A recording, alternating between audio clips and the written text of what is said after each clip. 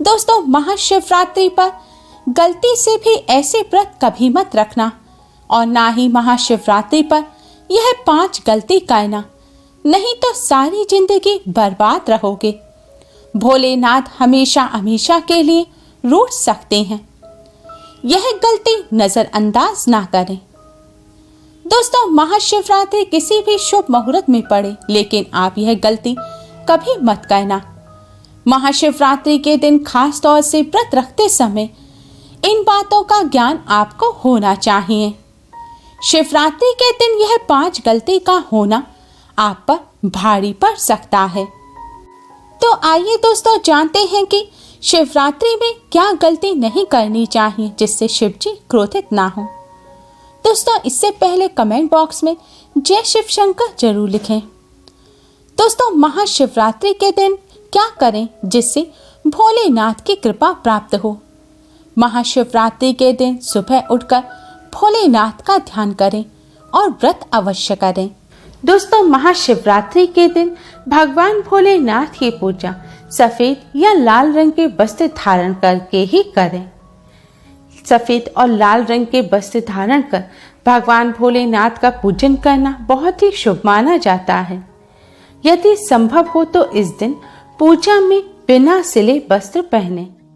महाशिवरात्रि के पावन पर्व पर भगवान भोलेनाथ की शिवलिंग का पूजन अवश्य ही करें। शास्त्रों के अनुसार महाशिवरात्रि के दिन ही भगवान भोलेनाथ शिवलिंग के रूप में प्रकट हुए थे, इसलिए इस दिन शिवलिंग का पूजन करना सबसे ज्यादा श्रेष्ठ माना जाता है। शिवलिंग का पूजन करने से भगवान भोलेनाथ मां पार्वती की असीम कृपा प्राप्त होती है।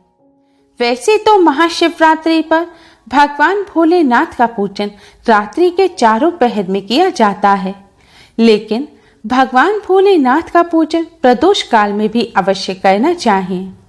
प्रदोष काल स्वयं भगवान भोलेनाथ का काल होता है।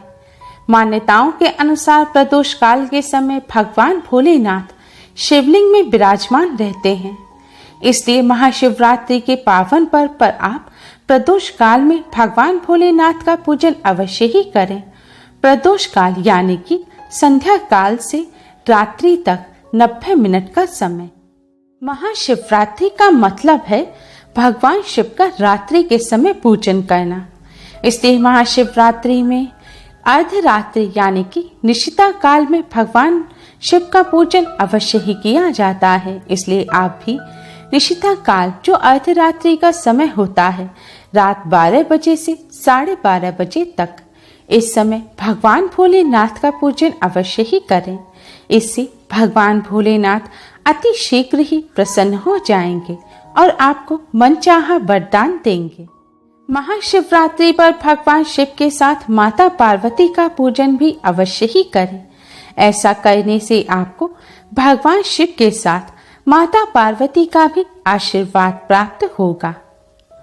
महाशिवरात्रि के दिन भगवान भोलेनाथ की शिवलिंग पर बेलपत्र अवश्य ही अर्पित करें। बेलपत्र भगवान भोलेनाथ को अति प्रिय हैं। बेलपत्र के बिना भगवान भोलेनाथ का पूजन अधूरा माना जाता है। बेलपत्र एक पत्ता नहीं माना जाता। एक डंडी में जो 3 पत्ते जुड़े हों उन्हें बेलपत्र कहा जाता है। एक डंडी में 3 जुड़े हुए बेलपत्र ही शिवलिंग पर अर्पित करें और चंदन से उन पर ओम नमः शिवाय लिखकर ही अर्पित करें। ऐसा करने से भगवान भोलेनाथ की कृपा प्राप्त होती है। महाशिवरात्रि के दिन भगवान शिव को पूजा में अक्षत अवश्य ही अर्पित करें। ऐसा करने से आपको भगवान शिव का आशीर्वाद प्राप्त होगा। इस दिन रात्रि में भगवान शिव का जागरण अवश्य करना चाहिए, जिससे आपको महाशिवरात्रि का पूर्ण फल प्राप्त हो सके। महाशिवरात्रि के दिन भगवान शिव की पूजा करने से पहले भगवान श्री गणेश, भगवान कार्तिकेय, नंदी जी और मां पार्वती का पूजन अवश्य ही करना चाहिए, नहीं तो आपको भगवान शिव जी की पूजा का फल प्राप्त नहीं होगा।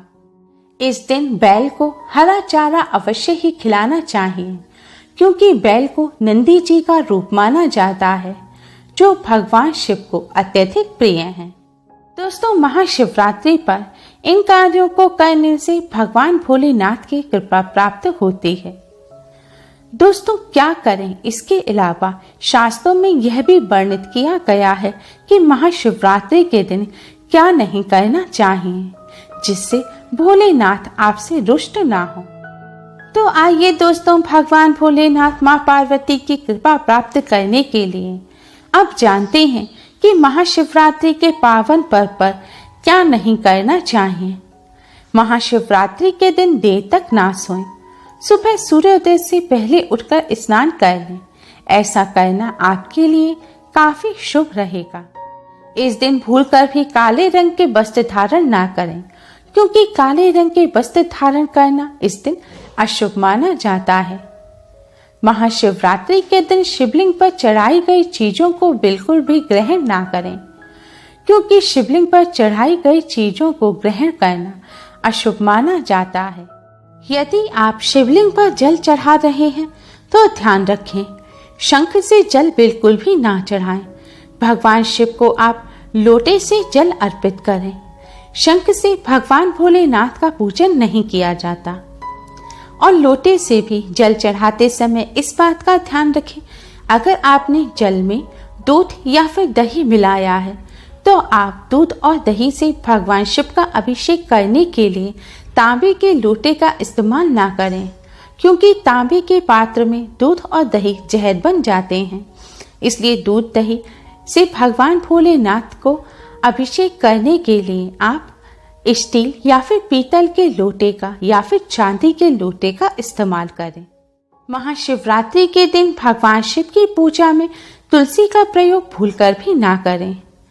यदि आप ऐसा करते हैं तो आपको पूजा का पूर्ण फल प्राप्त नहीं होगा। भगवान श्री गणेश और भगवान शिव को तुलसी अर्पित नहीं की जाती, इससे दोष लगता है।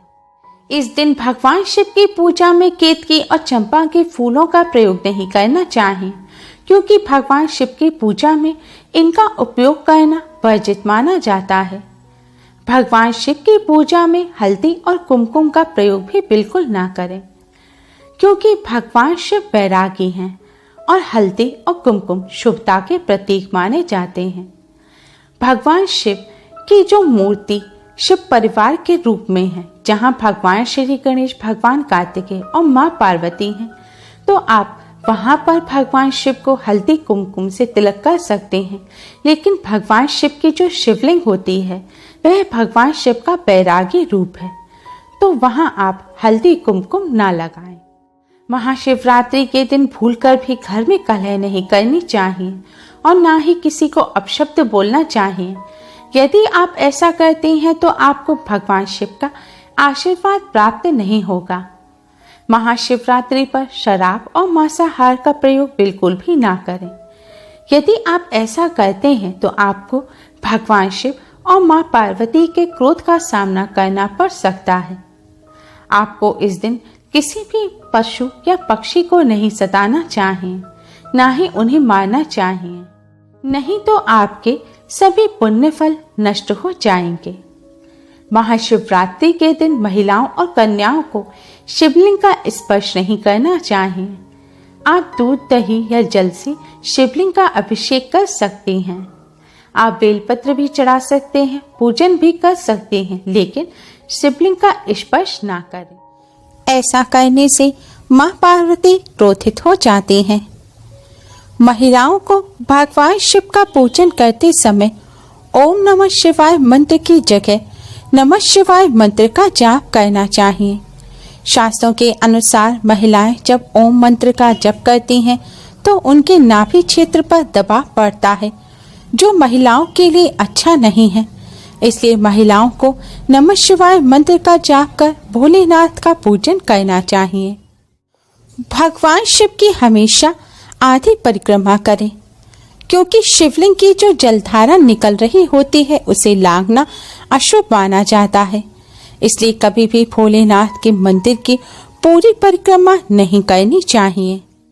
पीरियड के दौरान महिलाओं को भोलेनाथ की शिवलिंग पर जल नहीं चढ़ाना चाहिए, ना ही पूजन करना चाहिए। आप मन ही मन मंत्र का जाप कर पूजन कर सकती हैं।